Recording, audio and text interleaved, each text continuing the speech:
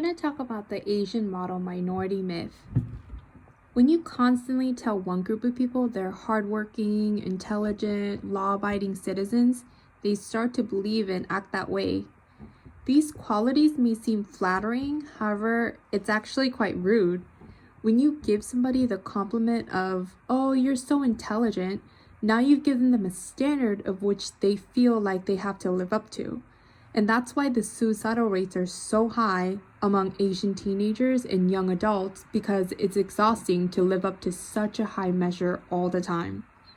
White supremacy gives everybody their image, including the propagandized image of blacks being lazy, unintelligent, and criminals. But from my interacting with them, blacks are the most welcoming people I've known. Southern hospitality doesn't come from Southern whites, that's for sure. Black people are the most hospitable people there are. And it's really sad that a lot of Asians don't give blacks a chance. They're actually selling themselves short. They are by far the most beautiful people you will ever know. The problem is that white supremacy paints a horrific picture of blacks. The model minority myth is used to allow for whites to ignore racism and the harm it has done and continues to do so for black people.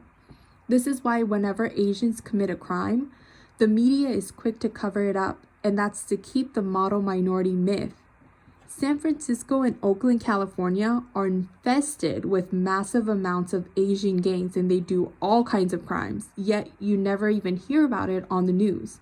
When one group is given a free image that we did not work for, and then allowed to thrive, white supremacy can then use us as their puppets to show the rest of the nation and the world, see, if you just work harder and have strong family values, you can succeed. Well, if that's the case, why are there so many underdeveloped Asian countries in the world today? I mean, we're all so moral and hardworking and have the ability to be successful, right? Because we're doing so well in our home countries, right? That's why we come over here to the US and set up our shops in the black communities only, because white people don't allow us to set up shop in their communities. Actually, blacks are the ones sending Asian kids off to college. Who do you think go into our stores and give us business? We sure are quick to take the black dollar, but when they need our support, we're so quick to turn our backs on them. How cold can you be to a group of people that have done nothing to you but basically send us all off to college? Think about it, you're biting the hand that feeds you. They've also fought for other minority groups, including us, to come over here. And if it wasn't for civil rights in 1968, we would not be here, so how dare we turn up our noses to blacks?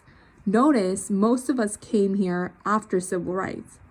Also, if you take away foreign trade, whites would go right back to calling us chinks and gooks like we once were labeled as. Don't be delusional.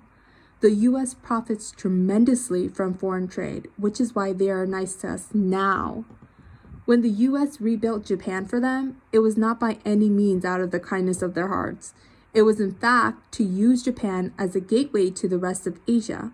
Everything they do is always devious. You have to understand that.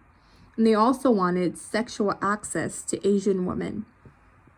Okay, I've said my piece, therefore smashing the model minority myth. Feel free to leave a comment if you'd like.